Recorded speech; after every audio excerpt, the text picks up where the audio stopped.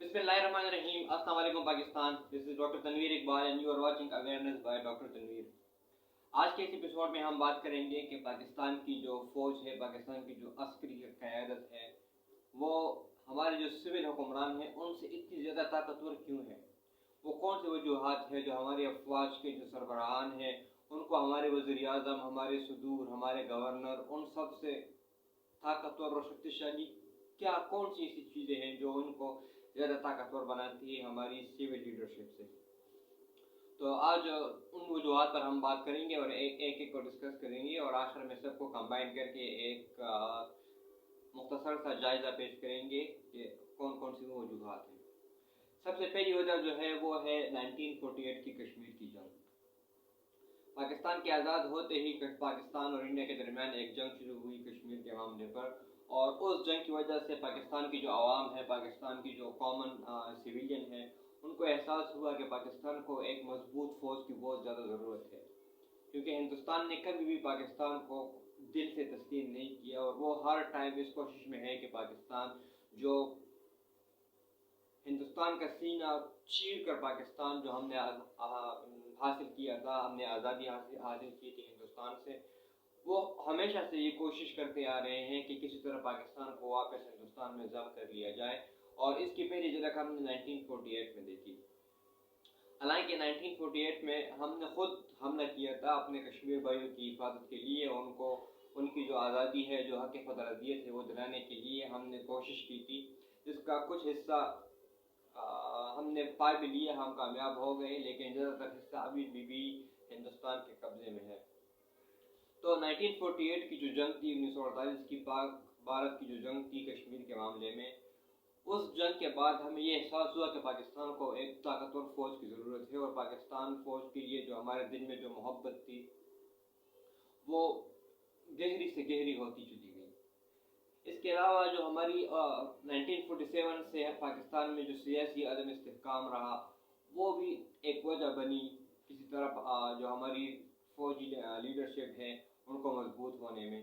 لیاقت علی خان کے شہید ہونے کے بعد پاکستان میں کوئی بھی وزیر اعظم زیادہ دیر ٹک نہیں پایا، اور پاکستان میں ہمیشہ سیاسی عدم استحکام رہی۔ ایک کے بعد ایک وزیر اعظم، ایک کے بعد ایک وزراء کی تبدیلی سے ملک کے عام عوام ہے ان کا اعتماد جو ہے وہ سیاسی لیڈروں پر سے اٹھنے لگا، اور وہ زیادہ تر نظر ان کی فوجی قیادت پر ہی رہی۔ اس کے بارے میں ایک مشہور ہے کہ نہرو جو ہندوستان کے وزیر اعظم تھے پہلے، انہوں نے یہ کہا تھا کہ میں اتنی دوتیاں نہیں بدلتا جتنے پاکستان کے پردھان منتری بدلتے ہیں، مطلب ہمارے پرائم منسٹر اتنے زیادہ بدلتے رہتے تھے۔ تو سیاسی عدم استحکام رہی ہمارے ملک میں 1947 سے ہی، یہ ایک وجہ بنی کہ ہماری جو عام عوام ہے ان کا اعتماد سیاسی لیڈران پر سے اتنا نہیں رہا، اور وہ لوگ فوجی قیادت کو ہی دیکھتے رہے۔ اسی عدم استحکام کا فائدہ اٹھاتے ہوئے جنرل ایوب نے 1958 میں پہلی بار ملک میں مارشل لا لگایا، اور ملک میں مارشل لا لگاتے ہی اس کا جھکاؤ امریکہ کی طرف بہت زیادہ ہونے لگا، اور امریکہ نے ڈالر کی بوریاں پاکستان کے لیے کھول دی۔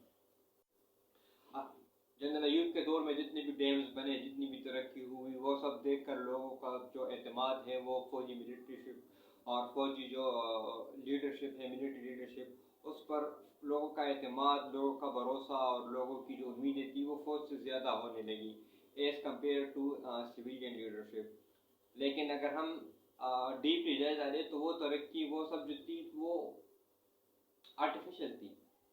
وقتی طور پر، کیونکہ ہندوستان آلریڈی رشین کیمپ میں جا چکا تھا، اور امریکہ یہ نہیں چاہتا تھا کہ پاکستان بھی رشین کیمپ میں جائے، اس لیے پاکستان کو وہ کھلے عام طور پر سپورٹ کرنے لگے۔ ہم نے سیٹو معاہدوں کو جوائن کیا جو کہ رشیا کے خلاف بنے تھے، رشیا نے وارسو پیکٹ سائن کیا تھا،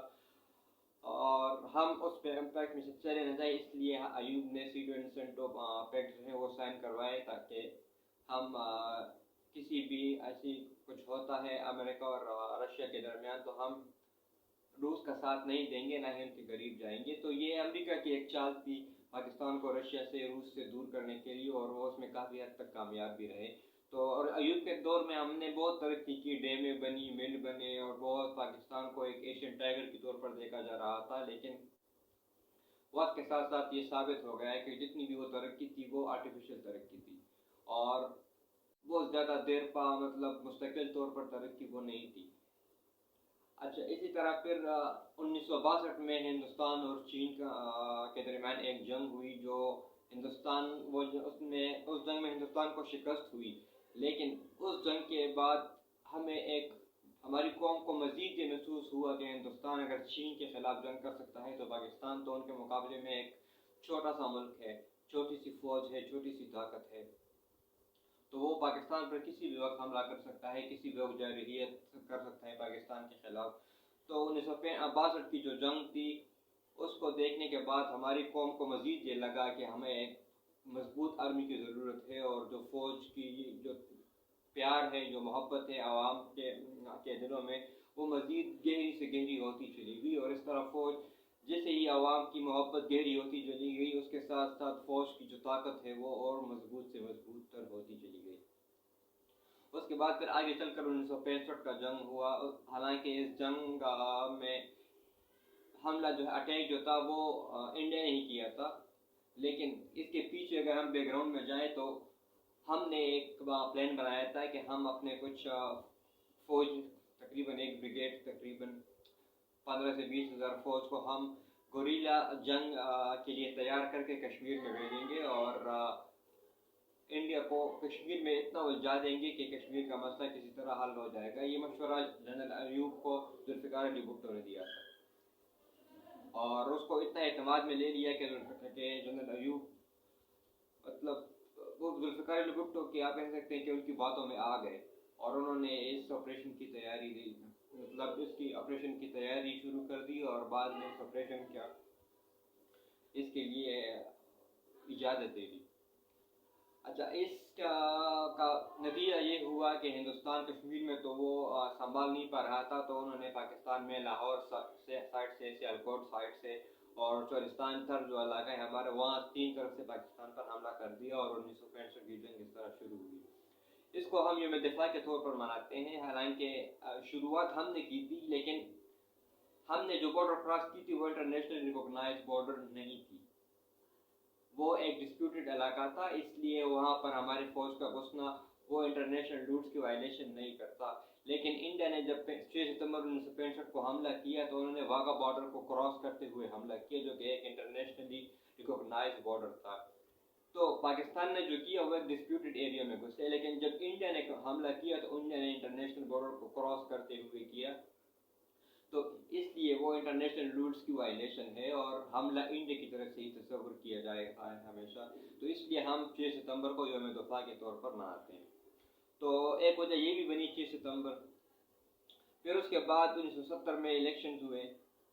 اور الیکشنز کے میں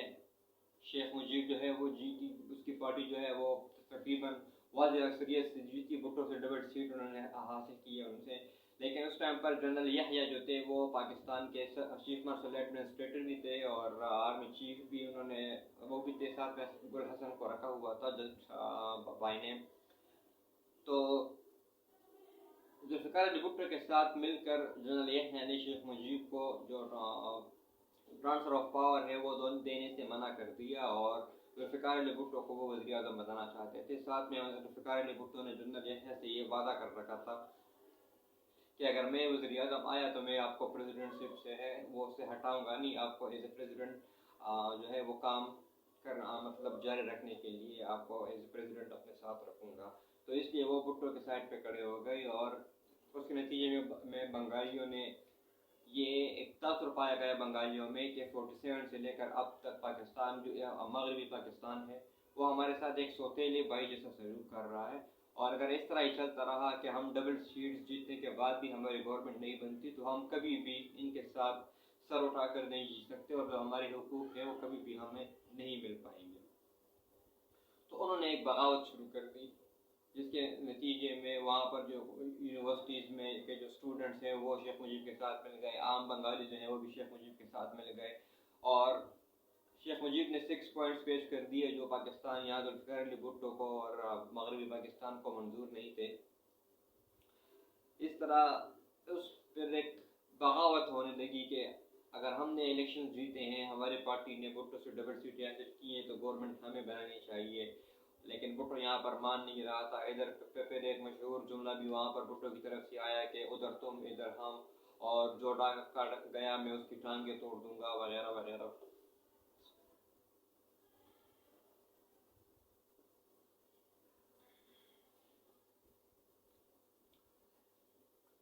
اس طرح شیخ مجیب کی بغاوت جو ہے وہ بالکل پیک پر پہنچ گئی، اور اس بغاوت کو کچلنے کے لیے آخری بار صدر پاکستان اور چیف مارشل ایڈمنسٹریٹر جنرل یحییٰ ڈھاکہ گئے، لیکن ان کے مذاکرات ناکام ہو گئے. اور اس مذاکرات کی ناکامی کے بعد وہ جب مغربی پاکستان لوٹ رہے تھے تو جنرل ٹکا خان جو اس میں وہاں پر موجود تھے as chief martial administrator of the East Pakistan, جو مشرقی پاکستان تھا، تو پاکستان آتے ٹائم، مغربی پاکستان آتے ٹائم انہوں نے جنرل ٹکا خان سے غصے بھرے لہجے میں کہا کہ سارٹ دیم آؤٹ. اور اسی رات جنرل ٹکا خان نے ایک آپریشن وہاں پر کیا جس کو آپریشن سرچ لائٹ کے نام سے جانا جاتا ہے. اس آپریشن کے بارے میں بہت سی باتیں مشہور ہیں. کوئی مطلب قیاساریاں بہت ہے. کوئی کہتا ہے کہ اس رات 90,000 لوگ مرے، کوئی کہتا ہے کہ اس رات کوئی 30، کوئی کیا کہہ رہا ہے. لیکن حامد میر کے ایک انٹرویو، اس کا ایک پروگرام کیپٹل ٹاک میں ایک بار وہ کہہ رہا تھا کہ ایک پروگرام میں جنرل ٹکا خان سے اینکر نے سوال پوچھا کہ کیا یہ سچ ہے کہ آپریشن سرچ لائٹ کے دوران 90,000 بنگالی کو آپ نے مارا تھا؟ تو کہتے ہیں اس پر جنرل ٹکا خان نے جواب دیا کہ یہ بات بالکل غلط ہے، میں اس سے اختلاف کرتا ہوں، 90,000 نہیں، صرف 30,000 بنگالی مرے. تو 30,000 بنگالی کے مرنے کا ان کو کوئی افسوس نہیں تھا، حالانکہ 30,000 بہت بڑی فگر ہے. تو 1970 سے 1977-78 تک فوج کا جو مراد تھا وہ بہت زیادہ ڈاؤن تھا، اور فوج کی عوام کے دلوں میں فوج کی جو محبت تھی وہ آہستہ آہستہ کم ہو رہی تھی. اور بالکل 16 دسمبر 1971 کو تو جو محبت پاکستان فوج کے دل میں تھی وہ تو بالکل ختم ہی ہو گئی، کیونکہ ہماری فوج نے بنگال میں ادھر سرنڈر کر دیا. اور انڈین فوج کے آگے جنرل نیازی کہتا ہے کہ مجھے سرنڈر کرنے کے لیے کہا گیا تھا، لیکن یہاں کی جو لیڈرشپ وہ کہتے ہیں کہ ہم نے نہیں کہا. جنرل نیازی نے اپنے، یہ ایک الگ ٹاپک ہے، اس پر پھر الگ سے ایک ویلاگ بنائیں گے، اس پر بات کریں گے. اس کے بعد پھر جاتے جاتے بھٹو نے یہاں پر بہت سے ترقیاتی کام شروع کیے.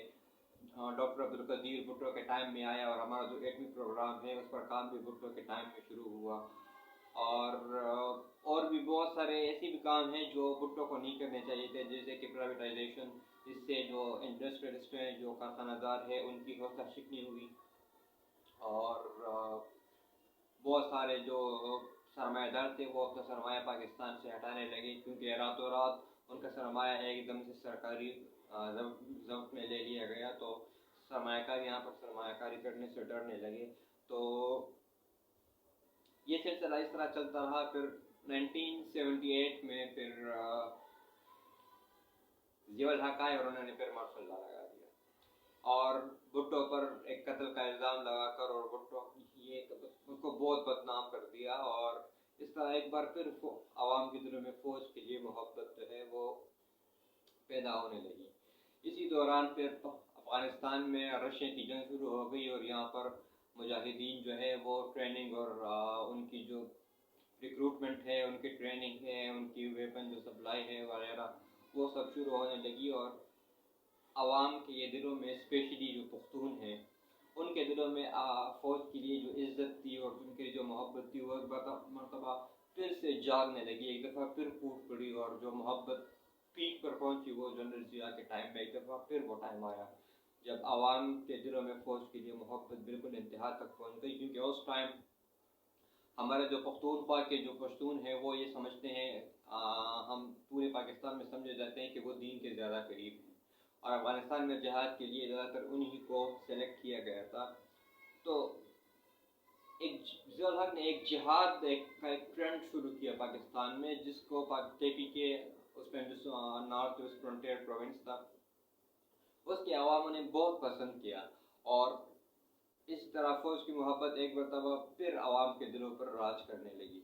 یہ جنگ ہوتے ہوتے 1988 تک تقریباً 10 سال تک یہ جہاد وغیرہ یہ چلتا رہا،